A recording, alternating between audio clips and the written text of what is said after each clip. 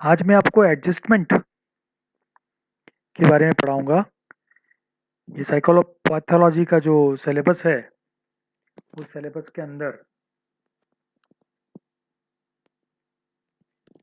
Psychopathology के syllabus में जो मोटिव्स और एडजस्टमेंट की बात की गई है। लास्ट क्लास में मैंने आपको मोटिवेशन के बारे में पढ़ाया था, अभिप्रेरण के बारे में, कि किस प्रकार से, और एक मॉडल के द्वारा भी समझाने की कोशिश की थी कि किस प्रकार मोटिव से अगर जो लक्ष्य है वो प्राप्त नहीं हो पाता और निरंतर निरंतर सफलता मिलती जाती है, तो उस संदर्भ में व्यक्ति असामान्य व्यवहार प्रदर्शित कर सकता है। साइकोलॉजी में एक अच्छा सा एस्पेक्ट है जो हमें लाइफ की डीलिंग्स को भी सिखाता है। The very definition of an ideal worldly life is adjustment. ये कहना चाहिए, life is adjustment and adjustment is the life. जीवन एक समायोजन है और समायोजन ही जीवन है। समायोजन का अर्थ क्या होता है, इसको समझने के लिए with the origination of the term, basically it is originated through a biological term, adaptation, to adjust. Biologists had used this term strictly for the physical demands of the environment, कि वातावरण, ये जो एडजस्टमेंट का जो term है, ये एक जैविक विज्ञान की तरफ से, जीव विज्ञान की तरफ से अडेप्टेशन वर्ड है, अनुकूलन जिसे कहा गया है, अनुकूलन। ये अनुकूलन बायोलॉजिस्ट ने स्पेशली जो वातावरण के साथ जो आवश्यकताएं हैं, जो दैहिक आवश्यकता है, उस संदर्भ में इसको यूज किया गया था। और ये कहना चाहिए परस्पर विरोधी आवश्यकताओं को संतुलित करने की व्यवहार संबंधी प्रक्रिया को समायोजन कहते हैं। इनफैक्ट ये कह सकते हैं कि पर्यावरण की कठिनाइयों एवं बाधाओं को ध्यान में रखते हुए व्यवहार में जो परिवर्तन किए जाते हैं उन्हें समायोजन कहते हैं। साइकोलॉजिस्ट ने इसको दूसरे रेफरेंस में इस टर्म को यूज किया है। बायोलॉजिस्ट ने तो कहा था कि जो वातावरण से जो शारीरिक आवश्यकताओं के साथ में जो अनुकूलन कर पाए, उसे हम समायोजन कहते हैं। जबकि साइकोलॉजिस्ट ने एक दूसरा व्यू पॉइंट रखा। साइकोलॉजिस्ट ने ये कहा कि यह एक ऐसी कंडीशन होती है, ऐसी एक कंडीशन होती है जिसमें व्यक्ति सामाजिक और अंतरवैयक्तिक संबंधों के साथ जो अलग अलग कंडीशंस बदलती रहती है, उसमें अपने आप को एडजस्ट कर सके। Basically psychologist use this term adjustment for varying condition of social और interpersonal relations in the society. Psychologist ने दो पर्सपेक्टिव्स के द्वारा इसको समझाने की कोशिश की है। जो मनोवैज्ञानिक थे, उन्होंने समायोजन को दो बहुत महत्वपूर्ण जो पक्ष हैं उसको रखने की कोशिश की है कि समायोजन एक उपलब्धि है और समायोजन एक प्रक्रिया है। इसको समझने के लिए हम थोड़ी सी एक बात करना चाहते हैं कि एक प्रक्रिया और किस प्रकार से एक उपलब्धि है। इसके लिए एक स्टोरी जो आप लोगों ने सुनी है, उसी स्टोरी की मैं बात करना चाहता हूँ। वही the hare and the tortoise की स्टोरी, खरगोश और कछुए की जो स्टोरी थी। इस स्टोरी में जो जो मोटिव लास्ट में जो आउटपुट निकला इस स्टडी का, slow and steady wins the race, धीमे और लगातार चलने वाला दौड़ जीत जाता है। लेकिन वर्तमान संदर्भ में ये कहा जाए, ये बच्चों स्टोरी में आप लोगों को इसलिए समझा सुना रहा हूँ जिससे मैं वर्ड एडजस्टमेंट को बहुत अच्छी तरीके से समझा पाऊँ। सो यहाँ बहुत स्पष्ट रूप से एक तो बातें क्लेरिफाइड करनी बहुत आवश्यक है कि जो खरगोश कछुए की जो कहानी थी, इस कहानी को थोड़ा सा आगे बढ़ाया गया। इसमें इस बार खरगोश थोड़ा परेशान था क्योंकि वो दौड़ को हार चुका था, और कछुआ थोड़ा ओवर कॉन्फिडेंट था। उसने कछुए ने खरगोश को वापस कहा कि एक बार पुनः दौड़ते हैं। देन व्हाट हैपन्स, इस बार खरगोश को ये मालूम था कि उसकी एक कमजोरी है कि वह रास्ते में सो जाता है, इसलिए दूसरे लोग दौड़ जीत जाते हैं। इस बार उसने अपनी कमजोरी को ओवरकम कर लिया और इस बार वो सोया नहीं। तो बताइए जीतेगा कौन दौड़? डेफिनेटली खरगोश उस दौड़ को जीत गया। ये स्टोरी यहीं खत्म नहीं हुई। ओके, कुछ समय बाद कछुआ थोड़ा परेशान रहा। इस बार खरगोश थोड़ा ओवर कॉन्फिडेंट हो गया, जैसे आप लोग भी कई बार ओवर कॉन्फिडेंट हो जाते हैं कि भाई हमने तो ये सारा कोर्स पढ़ लिया है, सब कुछ हमें आ गया है। और इस ओवर कॉन्फिडेंस में आपकी जो परफॉर्मेंस है, आपका निष्पादन है, उसमें कमी हो जाती है, आपके अचीवमेंट में कमी हो जाती है। तो मैं यहाँ बात करना चाह रहा हूँ, एक बार कछुए ने वापस खरगोश को जाके कहा कि हाँ दौड़ लगानी, लेकिन मेरी एक शर्त है। इस बार खरगोश बड़ा ओवर कॉन्फिडेंट था, उसने कहा मुझे आपकी सारी शर्तें मंजूर है। और इस बार कछुए ने क्या कहा, ठीक है, अपनी ब्रेन का इस्तेमाल किया, इंटेलिजेंस का इस्तेमाल किया और ये कहा, the place of destiny will be decided by my self. जिस स्थान से दौड़ शुरू करनी है और जिस स्थान पर पहुंचना है, वो दोनों जो पॉइंट्स हैं, स्टार्टिंग पॉइंट और एंडिंग पॉइंट है, उसको मैं निश्चित करूंगा। खरगोश बड़ा ओवर कॉन्फिडेंट था, उसने इस बात को कह दिया कि ठीक है, मुझे मंजूर है तुम्हारी सारी शर्तें। इस बार अपनी इंटेलिजेंसी का दिमाग लगाकर कछुए ने क्या किया, नदी के एक कोने से दूसरे कोने पे जाने की बात कही। बीच में पानी बह रहा था। अब देखिए, पुल बहुत दूर था, bridge was very far. So what happen now? इस बार दौड़ कौन जीत गया? डेफिनेटली इस बार दौड़ कछुआ, क्योंकि धीमे धीमे दौड़ तैर के निकल गया और उसके बाद दौड़ गया। Now the weaknesses are there. Okay, both की अपनी अपनी वीकनेसेस थी। कि जो वीकनेस थी बेसिकली, कछुए की वीकनेस थी कि उसको तेज दौड़ना नहीं आता था, और खरगोश की वीकनेस थी, क्या वीकनेस थी खरगोश की? खरगोश की वीकनेस थी कि उसे तैरना नहीं आता है, और कछुए की वीकनेस थी उसको तेज दौड़ना नहीं आता। नाउ दोनों ने एक मीटिंग करी और मीटिंग करके कहा, यार तू कभी मुझे हरा देता है, मैं तुझे हरा देता हूँ। तो अपन लोग ऐसा काम करते हैं कि हम लोग कुछ एडजस्ट कर लेते हैं आपस में, कि मेरी वीकनेस को मैं ओवरकम करने की कोशिश करता हूँ, तुम मेरी वीकनेस में तुम बड़े पावरफुल और तुम्हारी वीकनेस में मैं बड़ा पावरफुल हूँ। दोनों ने एक दूसरे को ये बात कही और एडजस्ट कर लिया। क्या एडजस्टमेंट हुआ कि whenever there will be a plain surface, okay, surface पे कभी चलना होगा, तो खरगोश की पीठ पर कछुआ बैठेगा। And when ever there is a water, जब भी पानी में जाना होगा, तो कछुए की पीठ पर खरगोश बैठेगा। इस प्रकार से वो स्पीडली मैनेज कर पाएंगे। ये मैनेज करना हुआ, इसको कहते हैं एडजस्ट करना। और एडजस्टमेंट होता क्या साइकोलॉजिस्ट के पर्सपेक्टिव में? साइकोलॉजिस्ट के पर्सपेक्टिव में कह सकते हैं कि एडजस्टमेंट एक उपलब्धि है। एडजस्टमेंट को एक उपलब्धि के रूप में देखा जाना चाहिए। और एडजस्टमेंट करना एक प्रक्रिया है, जिस प्रक्रिया में व्यक्ति कुछ न कुछ कठिनाइयों और बाधाओं को ध्यान में रखते हुए अपने व्यवहार में एक परिवर्तन करता है। और उससे ही परिवर्तन किस लिए करता है? ताकि वो लक्ष्य को प्राप्त कर सके। And that is known as the adjustment. So एक डेफिनेशन जो रेड लेटर्स में लिखी हुई है सामने आपकी स्लाइड में, हिंदी मीडियम वाले बच्चों के लिए, कि परस्पर विरोधी आवश्यकताओं को संतुलित करने की व्यवहार संबंधी प्रक्रिया को समायोजन कहते हैं। इसी प्रकार पर्यावरण की कठिनाइयों एवं बाधाओं को ध्यान में रखते हुए व्यवहार में जो परिवर्तन किए जाते हैं, उसे समायोजन कहते हैं। मुझे लग रहा है कि इस वर्ड का मीनिंग जरूर आ गया होगा।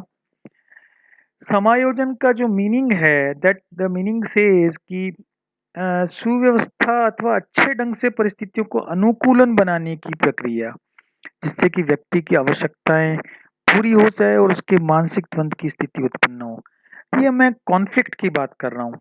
कॉन्फ्लिक्ट का मतलब ये होता है कि हम ये करें या ना करें। अब देखिए, कई तरह के कॉन्फ्लिक्ट्स होते हैं। डिटेल की बात करूं, कॉन्फ्लिक्ट जो द्वंद हैं, द्वंद कई प्रकार के होते हैं। एक तो अप्रोच कॉन्फ्लिक्ट।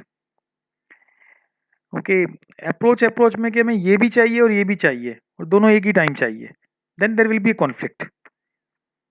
जैसे एग्जांपल के लिए आपको टॉप भी करनी है class. Okay, you should be the top, आपको एक टॉपर बनना है क्लास का, और उसके साथ ही आपकी पसंद के टीवी प्रोग्राम्स भी आपको देखने हैं। नाउ बोथ जो गोल्स हैं, उसमें दोनों में अचीवमेंट्स दिख रहे हैं आपको कि ये मेरे लिए अच्छा है, ये मेरे लिए अच्छा है। ओके, और यहाँ ये इस तरफ भी जाने में फ़ायदा है, इस तरफ भी जाना है मेरे को, मेरे उनके हिसाब से, आपके हिसाब से फ़ायदा हो सकता है। जो बच्चा सोच रहा है ऐसा कि मुझे टीवी देखना है, मैं जाना है, या अप्रोच टाइप का कॉन्फ्लिक्ट हुआ। ओके, और अप्रोच टाइप का कॉन्फ्लिक्ट हुआ तो ये बड़ी कॉन्फ्लिक्टिंग सिचुएशन होती है और इस कॉन्फ्लिक्टिंग सिचुएशन में व्यक्ति अपने आप में वो एक्टिविटी करना पसंद करता है जिससे उस उससे मानसिक संतुष्टि मिलती है।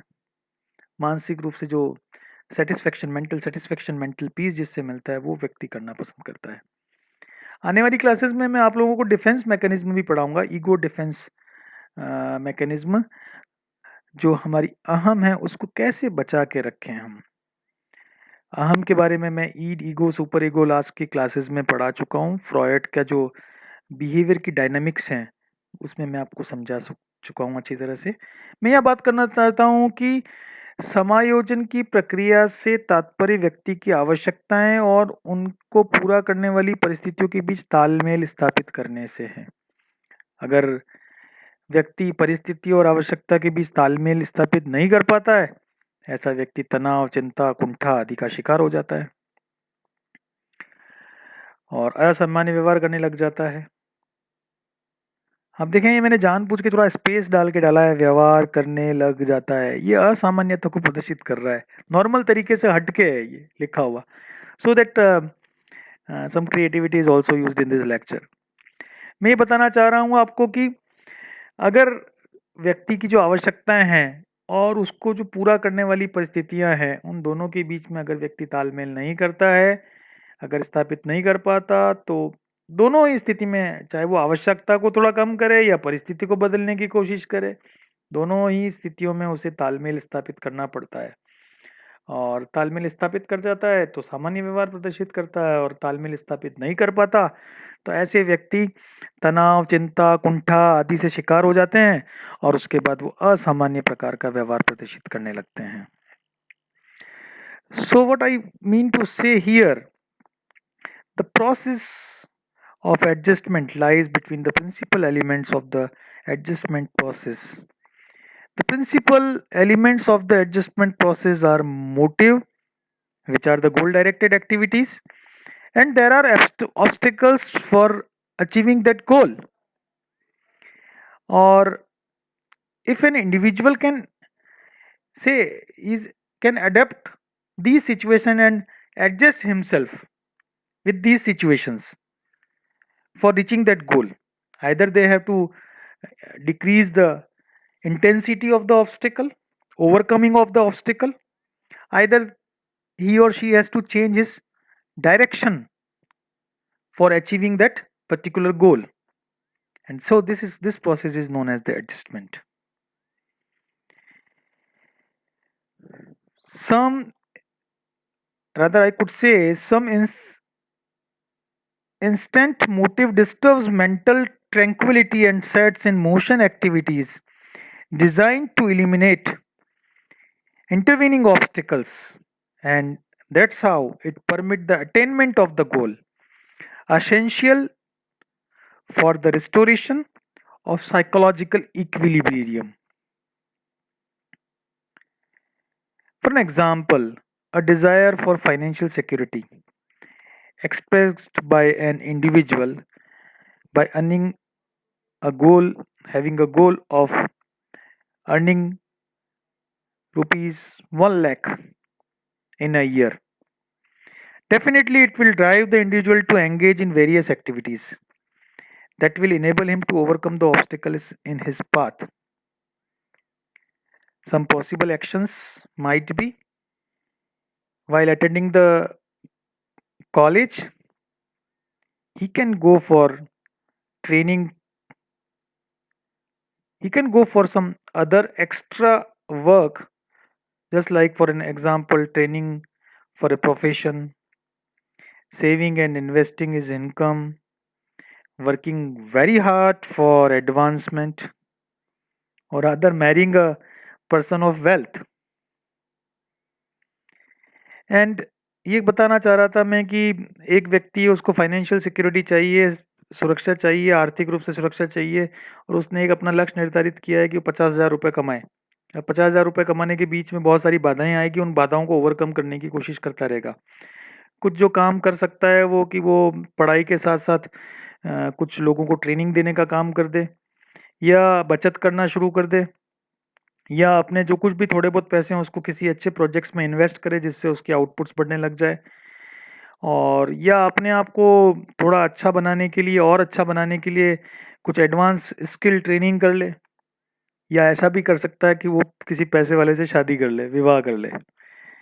And definitely if this goal is attained, there is a release of tension and decrease in goal directed activities. And if motives are very simple, goals will be achieved very easily. There will be very little chance of maladjustment.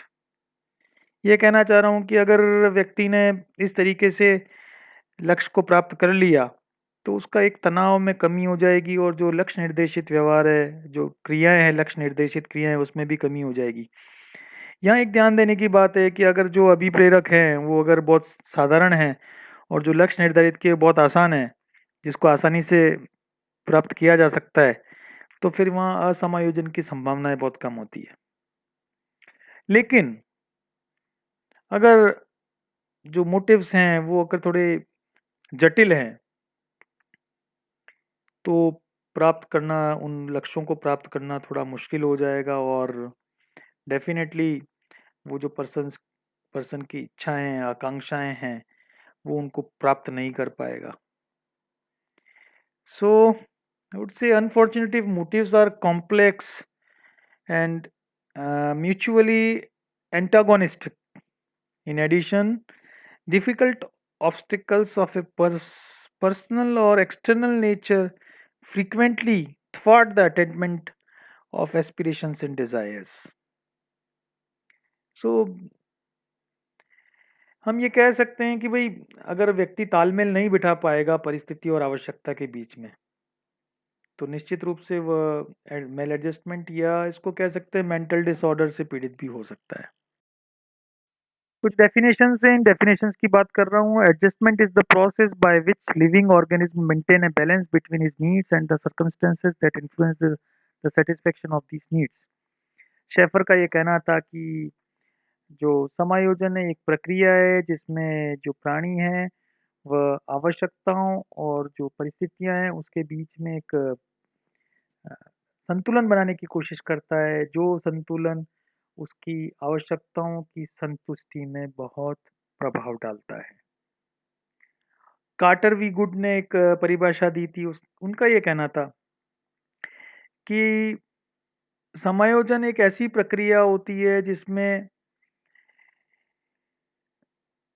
दो ही तरह की possibility होती है, या तो स्वयं वातावरण के आधार पर अपने आप को परिवर्तित कर ले, अनुकूलित कर दे, या पर्यावरण को अपने आधार पर अनुकूलित कर ले। It's very important. अगर किसी सिचुएशन में आप अपने आप को एडजस्ट करना चाहते हैं, या तो आप उसके अकॉर्डिंगली एडजस्ट हो जाएं या सिचुएशंस को अपने अकॉर्डिंगली एडजस्ट कर दें। So Carter V good rightly said, adjustment is the process of finding and adapting modes of behavior suitable to the environment or the change in the environment. Coleman very famous psychopathologist की एक बड़ी अच्छी किताब है, इनकी सबसे लिखी हुई बाइबल कहा जाता है, कोलमन की लिखी हुई बुक, इंग्लिश मीडियम वाले बच्चों के लिए। वो उनका ये कहना था कि बेसिकली एडजस्टमेंट नीड्स का एकम्प्लिशमेंट है, और जो डिफ़िकल्टीज़ है, जो एफर्ट्स हैं डिफ़िकल्टीज़ को ओवरकम करने में, इनके बीच का जो एक प्रोसेस है, that process is known as the adjustment. Other I should say ये कह सकता हूँ कि adjustment is a effort, it is a process for adapting the practices for overcoming the desires, for the accomplishment of the desires. समायोजन व्यक्ति को अपनी आवश्यकताओं की पूर्ति और कठिनाइयों के निराकरण का के प्रयासों का परिणाम है। स्मिथ ने बड़ी अच्छी बात कही कि अच्छा समायोजन वह है जो यथार्थ पर आधारित हो और संतोष देने वाला हो।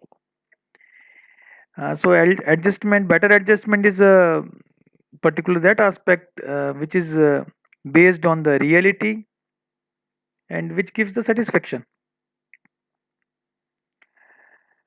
Okay, Skinner is a आपने लर्निंग में स्किनर को पढ़ा है।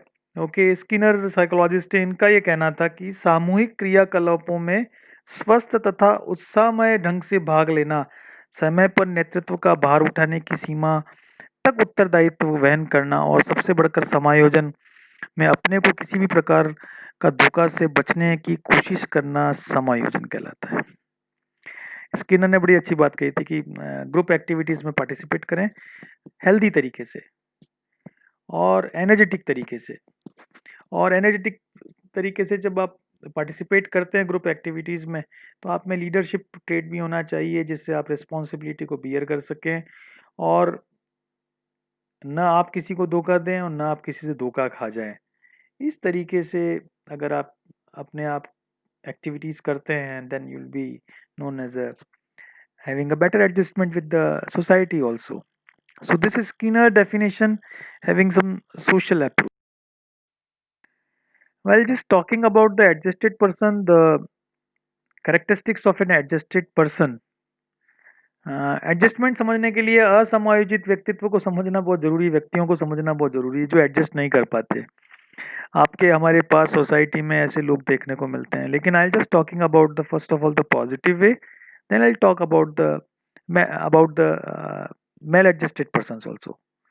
सो राइटली सेड दैट कि जो एडजस्टेड पर्सन है वो एक तो नॉलेज रखे, किसका, द सिचुएशंस का, द एनवायरनमेंट का, और उनको कंट्रोल करने की कैपेसिटीज रखे और उसी हिसाब से एक्टिविटी भी करे। सुसमायोजित व्यक्ति वातावरण एवं परिस्थितियों का ज्ञान और नियंत्रण रखने वाला होता है और उन्हीं के अनुसार आचरण करने वाला भी होता है। Yes, he adjust, he has make a balance between himself and the environment, स्वयं और पर्यावरण के मध्य संतुलन बनाए रखने वाला होता है। फिर अपनी आवश्यकताओं और इच्छाओं के अनुसार पर्यावरण एवं वस्तुओं का लाभ उठाता है, able to gain advantages while interacting. जो इंटरेक्शंस हो रहा है उसकी नीड्स और एस्पिरेशंस का एनवायरनमेंट के साथ में उसमें कैपेसिटी होनी चाहिए कि उससे वो बेनिफिट उठा सके और सिंपल सी सिचुएशंस में अपने आप को सेटिस्फाइड और हैप्पी रख सके। सो साधारण परिस्थितियों में संतुष्ट और सुखी रहकर अपनी कार्यकुशलता को बनाए रखता है।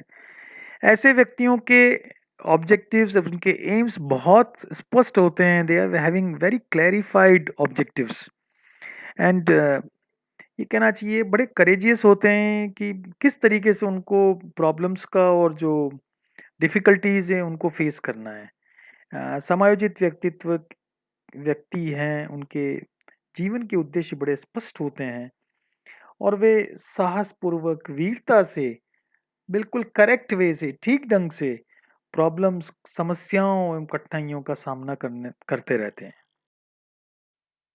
सो और कुछ बात करूं कि ऐसे व्यक्तियों में सोच बड़ी उनकी परिपक्व होती है।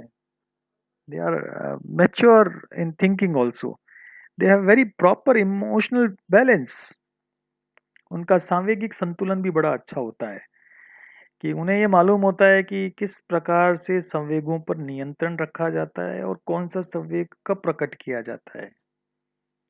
ओके, इस बारे में इमोशंस आपने फर्स्ट ईयर की क्लास में पढ़ा है कि इमोशंस क्या होते हैं, कितने टाइप्स के होते हैं। Just recalling James Lange theory and Cannon Bard theory.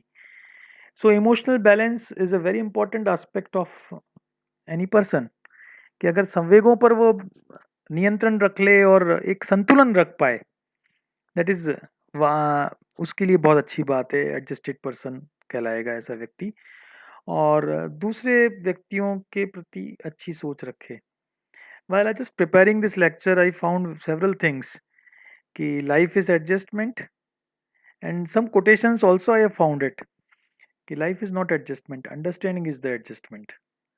So बड़ा अच्छा लंबा सा डिबेट है, विल डिस्कस हम, अगर आपकी जब लाइव क्लास होगी तो मैं जरूर डिस्कस करूंगा आपके साथ कि warm and understanding towards other, दूसरों के प्रति थोड़ा सा ऊर्जावान रहे एकदम कि yes I am here for you and you are, I am just supporting you, इस तरह की फीलिंग हो और दूसरे लोगों को समझने वाला भी हो, जो दैनिक गतिविधियां हैं उससे टेंशन नहीं हो जिसे।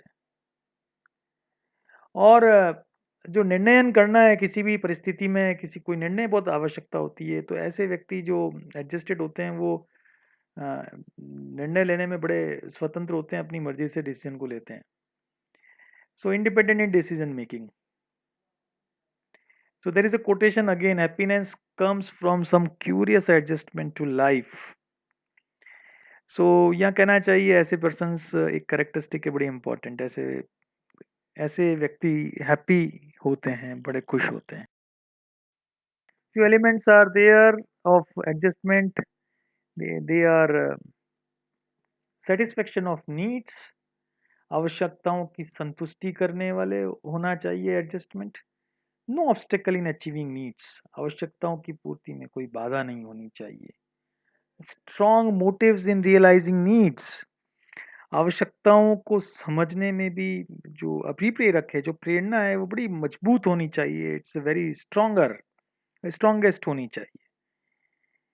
Yes, and of course a feasible geographical atmosphere to fulfil the needs. आवश्यकताओं की पूर्ति के लिए एक ऐसा भौगोलिक वातावरण भी होना चाहिए कि वो अपनी आवश्यकताओं की पूर्ति कर सके.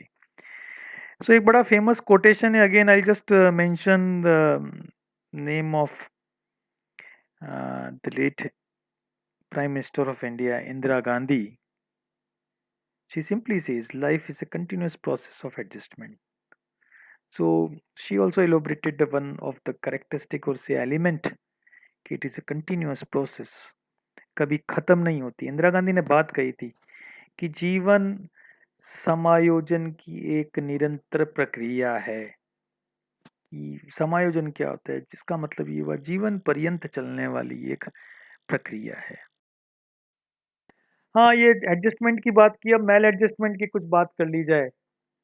मेल एडजस्टमेंट क्या होता है, असमायोजन क्या होता है. देखिए, असमायोजन को अगर समझने की बात करें कि व्यक्ति की जो जैविक, मनोवैज्ञानिक और सामाजिक आवश्यकताएं हैं,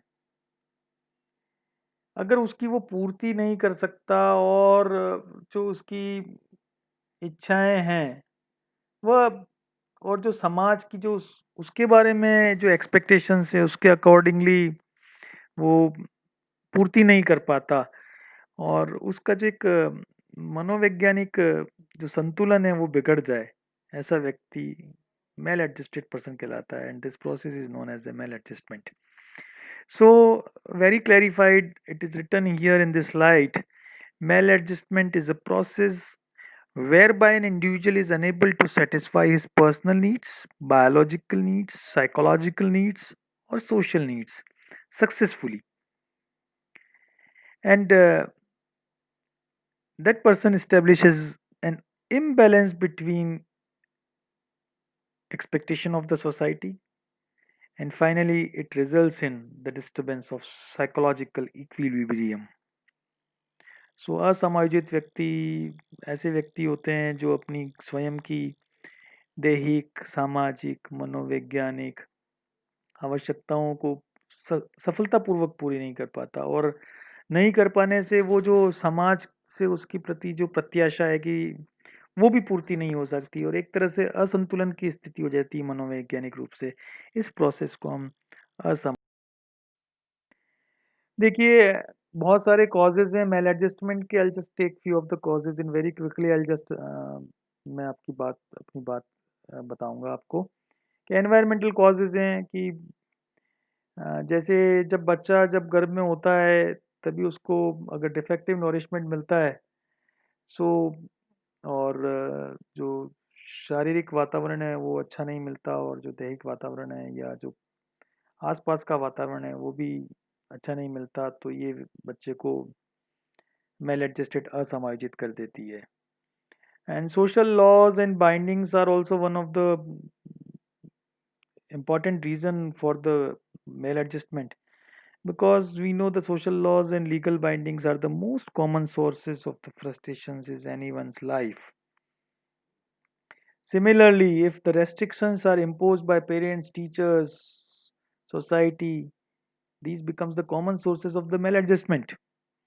सामाजिक नियम, बंधन, ये भी बड़े कुंठा के बहुत बड़े कारण बनते हैं जीवन में. व्यक्ति के जीवन में कुंठा का बहुत बड़ा कारण बनता है सामाजिक बंधन. सामाजिक नियम। और ऐसा भी होता है कि कई बार जो पेरेंट्स के द्वारा जो रोक रोक लगाई जाती है, टीचर्स के द्वारा, पेरेंट्स के द्वारा या सोसाइटी के द्वारा, ये भी एक बहुत बड़ा स्रोत बनता है असमायोजन का। Definitely, bad company and neighborhood is also one of the important cause of the maladjustment. हमें मालूम है पड़ोस बहुत इम्पोर्टेंट होता है, क्योंकि उसमें बच्चे का जो व्यवहार है वह बहुत अच्छी तरीके से अनुकूलित कर पाता है। ऐसा देखा गया है कि बच्चे बहुत सारा जो व्यवहार सीखते हैं वो पड़ोसियों से सीखते हैं, जैसे झूठ बोलना, चोरी करना, ऑब्सीन टॉक करना, ऑब्सीन इंटरेस्ट। ऑब्सीन टॉक का मतलब जो बातें सही नहीं होती है ना, गलत बातें हैं और गलत प्रकार के शौक। Okay, so neighbourhood is an important conditioner of any child behaviour. Many of our youngsters develop delinquencies, अपराध भी डेवलप हो जाता है, because such patterns of behaviour are seen in their neighbourhood patterns like lying, stealing, obscene talk and interest.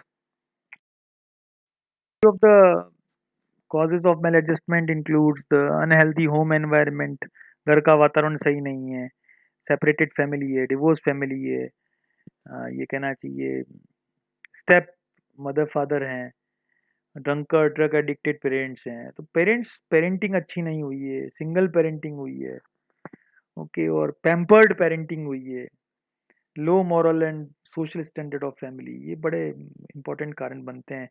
देखिए, अगर परिवार विकसित परिवार है या कहीं डिवोर्स वगैरह वाला परिवार है, या ये कहना चाहिए स्टेप पेरेंट्स हैं, स्टेप पेरेंट्स मतलब जो अ, होता है ना, ऐसा स्टेप पेरेंट्स का मतलब होता है कि मदर फादर ने एक री मैरिज करी और फिर दूसरे बच्चे के मतलब मदर के साथ या फादर के साथ उस बच्चे का रहना हो रहा है, या ड्रग एडिक्ट पेरेंटेड हैं, ड्रिंकिंग करने वाले पेरेंट्स हैं, या पेम्पर्ड पेरेंटिंग, ये बहुत ज़्यादा लाड़ प्यार है, वो भी बिगाड़ देता है बच्चों।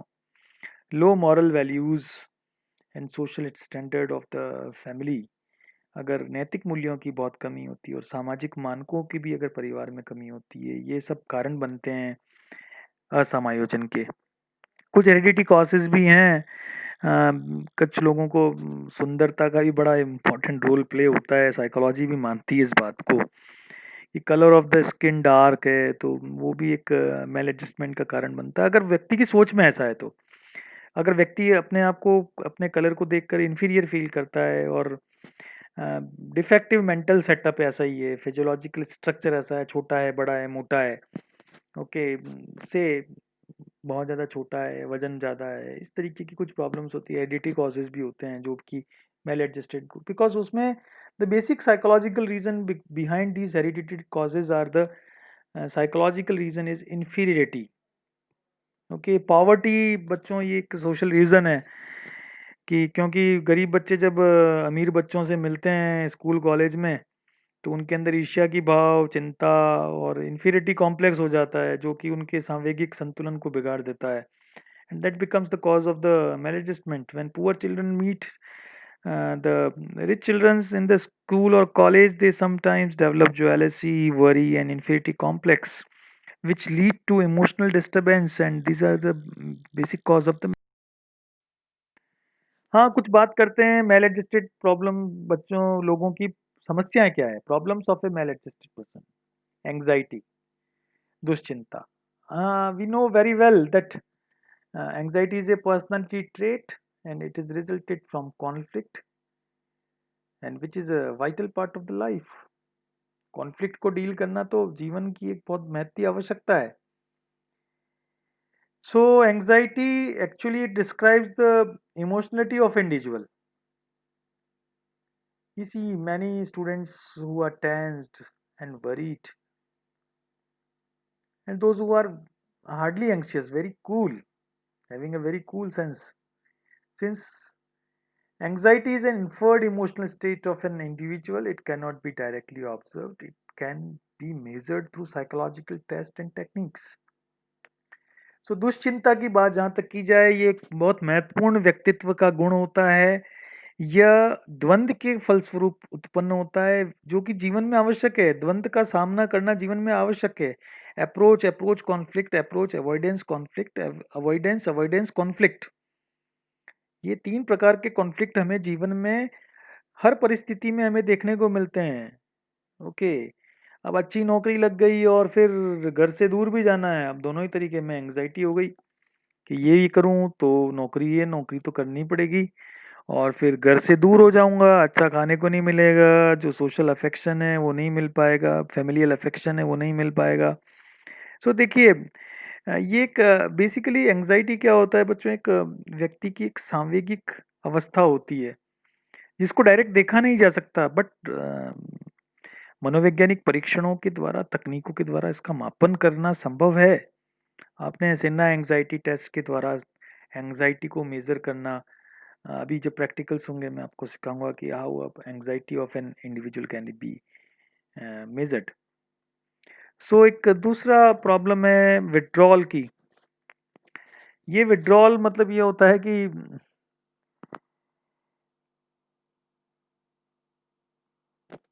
विड्रॉल मतलब प्रत्यार बचाना, अपने आप को दूर भाग जाना। It's psychological texts define withdrawal as the onset of symptoms, both physical and mental. When a substance is reduced or not given to the body, the substance we are talking about could be the chemical in psychology, but when discussing withdrawal, you tend to deal with some kind of drug. This includes both prescription and illegal drugs as they both affect the body.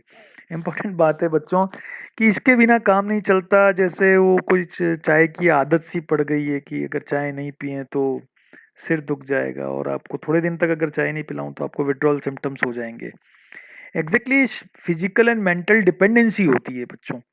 शारीरिक रूप से और मानसिक रूप से हम एक तरह से निर्भर हो जाते हैं उन बातों पे, चाहे वो ड्रिंक हो, चाहे वो कोई ड्रग हो, चाहे वो कोई ऐसी हैबिट हो विच, चाहे वो बिना सिर पैर की थोड़ा थोड़ा से तकलीफ होती है और बार बार इलीगल तरीके से हम जो ठीक वैध तरीके से अवैध तरीके से हम दवाइयाँ लेना शुरू कर देते हैं। सो दिस आर फिर उससे बचने के लिए जो हमें प्रॉब्लम्स होती है उसको हम प्रत्यार कहते हैं। These are the basic problems of a maladjusted. Then another very important problem of a maladjusted person is aggression. So Dollard की एक हाइपोथेसिस है फ्रस्ट्रेशन लीड्स टू एग्रेशन। तो डेफिनेट बात है देयर इज अ एग्रेशन। ये overt होता है बेटा, कोवर्ट नहीं होता। ओवर्ट का मतलब जो प्रकट होता है सामने, और कोवर्ट होता है जो अंदर होता है। गुस्सा बहुत खतरनाक होता है, yes it is often harmful. Basically ये बहुत अनप्लीजेंटनेस उत्पन्न करता है, और प्रोवोकेशन दूसरे लोगों को भी उत्तेजित करता है। Frustration due to blocked goals can cause aggression. Yes, मैंने आपके साथ में चर्चा करी थी। Yes, aggression is a overt behavior, often harmful social interaction with the intention of inflicting damage or other unpleasantness upon another individual. It may occur either in retaliation or without provocation. In humans, frustration due to blocked goals can cause aggression. I just want to mention here the name of the Dollard, Miller and Dollard.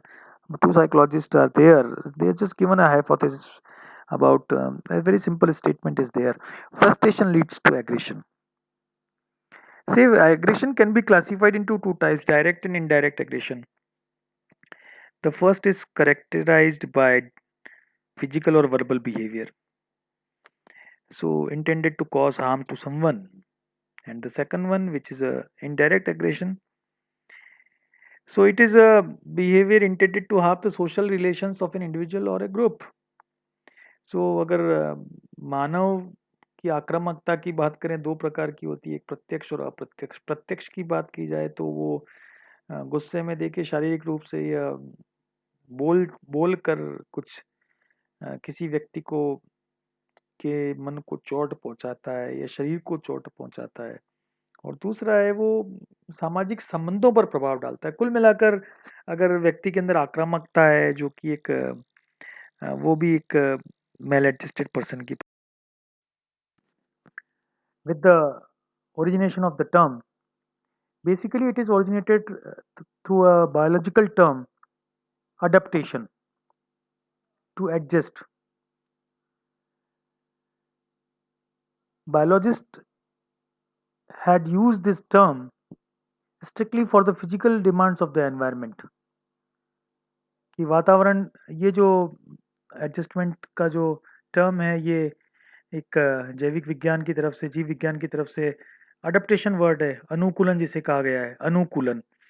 ये अनुकूलन biologist ने specially जो वातावरण के साथ जो आवश्यकताएं हैं, जो दैहिक आवश्यकताएं हैं, उस संदर्भ में इसको यूज किया गया था।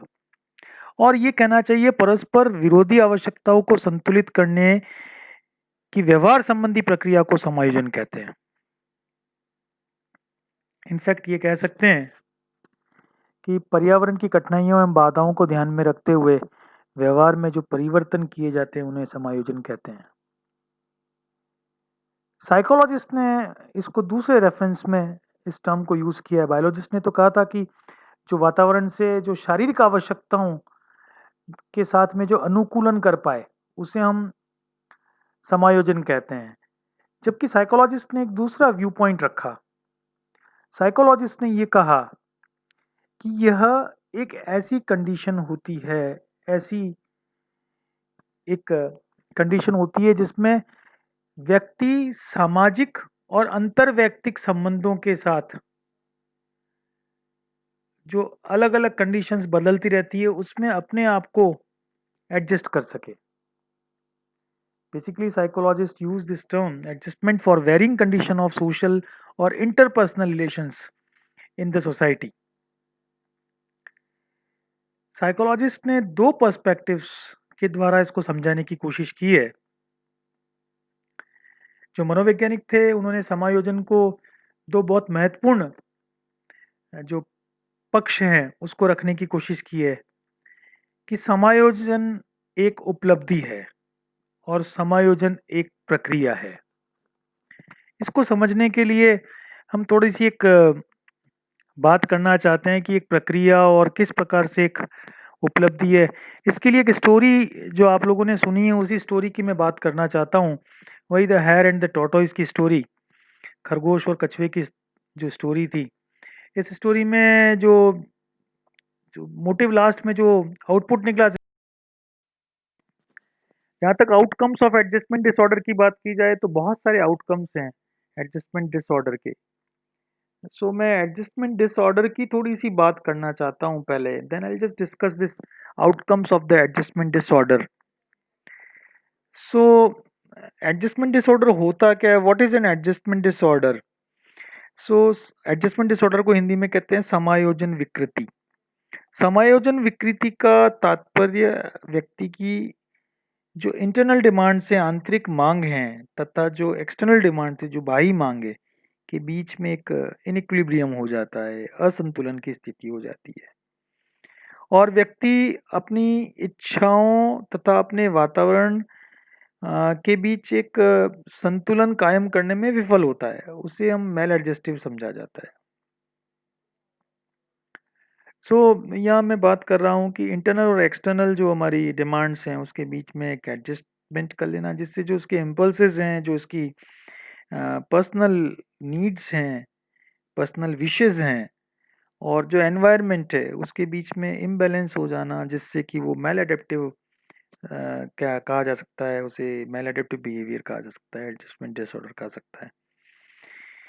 रेबर एक साइकोलॉजिस्ट थे, आई थिंक in 1987.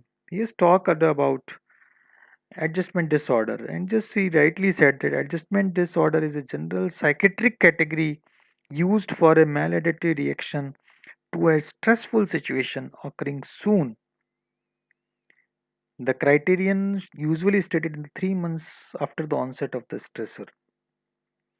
एक सामान्य मनोचिकित्सीय श्रेणी जिसके अनुसार स्ट्रेस के घटित होने के तुरंत बाद प्राय 3 माह बाद तनावपूर्ण परिस्थिति के प्रति होने वाली कुसमायोजी प्रक्रिया को समायोजन विकृति कहते हैं।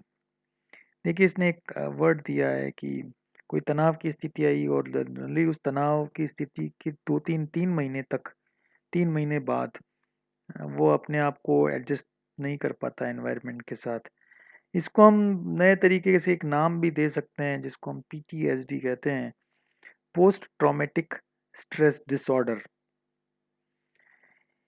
बेसिकली इसके कुछ डायमेंशंस हैं। DSM-4 ने एक इसको कैटेगराइज, स्पेशल कैटेगराइज रखा था, अभी तो DSM-5 आ गया है। जब कोई व्यक्ति किसी स्ट्रेसर से प्रभावित होकर तनावपूर्ण परिस्थिति या परिस्थितियों के प्रति कुसमायोजी व्यवहार करने लगाता है, उसे हम समायोजन विकृति कहते हैं। और समायोजी विकृति होने के कारण कारण तो बहुत सारे अलग अलग हैं। शारीरिक कारण होते हैं, आर्थिक कारण होते हैं, सामाजिक कारण होते हैं, सामाजिक सांस्कृतिक कारण होते हैं, व्यक्तिगत कारक कारण भी होते हैं। कुछ डायमेंशंस हैं, उन डायमेंशंस की बात करूं, परिवार के अंदर कुछ ऐसा कुछ घटित हो गया जिससे परेशान हो गया, वो पोस्ट स्ट्रेस हो गई, और स्ट्रेस के 2-3 महीने के अंदर अंदर वो बहुत ज़्यादा एडजस्टमेंट डिसऑर्डर से पीड़ित हो गया। इसी प्रकार से अगर स्वास्थ्य के प्रति उदासीन बन जाता है किसी स्ट्रेस को लेकर, अभी तो बहुत ज़्यादा इस तरह की बात हो रही है कोरोना काल में, जस्ट यूजिंग द कोरोना काल वर्ड, कि हेल्थ डायमेंशन के लेके कि बहुत स्वास्थ्य के प्रति अब होना है, जो होता रहेगा अब देखा जाएगा, अभी तो मास्क वास्क छोड़ो और अपने तो घूमते रहो चारों तरफ। इस प्रकार का एटीट्यूड डेवलप कर लेना जिसमें व्यक्ति अपने स्वास्थ्य के प्रति उदासीन हो जाता है, ओके, ध्यान नहीं देता, ऐसे व्यक्ति को स्वास्थ्य समायोजन विकृति कह सकते हैं। इसी प्रकार से इमोशनल डायमेंशन भी होता है जिसमें अपने संवेगों को नियंत्रित करने में विफल बन जाता है, कब हंसना है कब रोना है भूल जाता है, ओके, भूल जाता है means is unable to control over his emotions. ऐसे व्यक्ति एडजस्टमेंट डिसऑर्डर के पीड़ित हो जाते हैं। एक सोशल डायमेंशन है, that is a very important dimension. समाज के लोगों के साथ अनुकूली या समायोजी व्यवहार करने में विफल हो जाता है।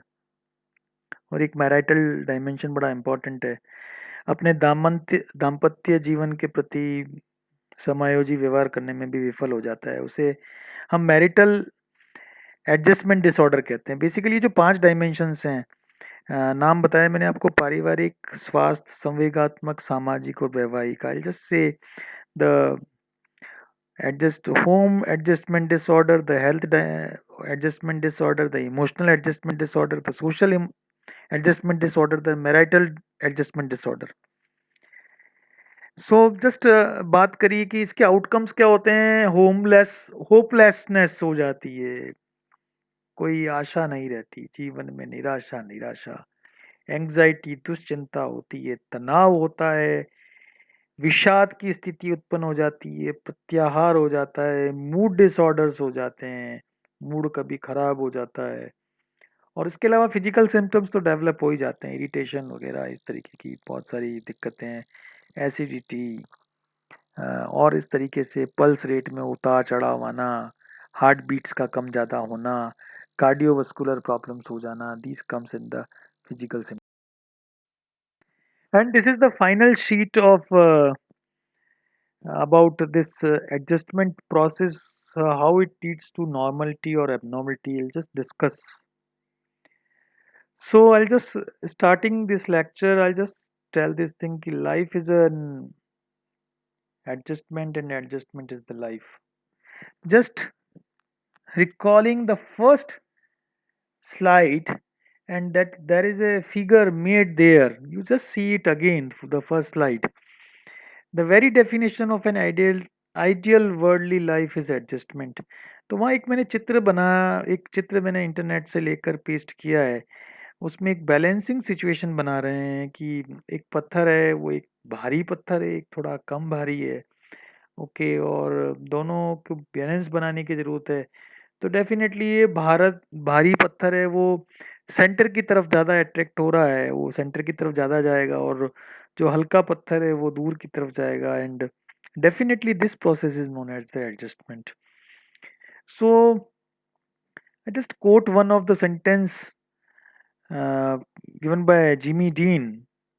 He says, I can't change the direction of the wind, but I can adjust my sails to always reach my destination. I'll discuss it later on. So life is a adjustment. अगर व्यक्ति जीवन के साथ balancing situation में आ जाएगा they'll behave like a normal individual. And if the person unable to make balance with the environment and his own needs and requirements, then he is maladjusted and that leads to abnormal behavior. And finally I just say कि अगर आप हवाओं के रास्ते को नहीं बदल सकते तो अपना जो डेस्टिनेशन है, जिस जगह पहुंचना है, उसे परिवर्तित करने की आवश्यकता है. So ending this lecture with the quotation given by Jimmy Dean, I can't change the direction of the wind but I can adjust my sails to always reach to my destination. Thank you बच्चों, thank you.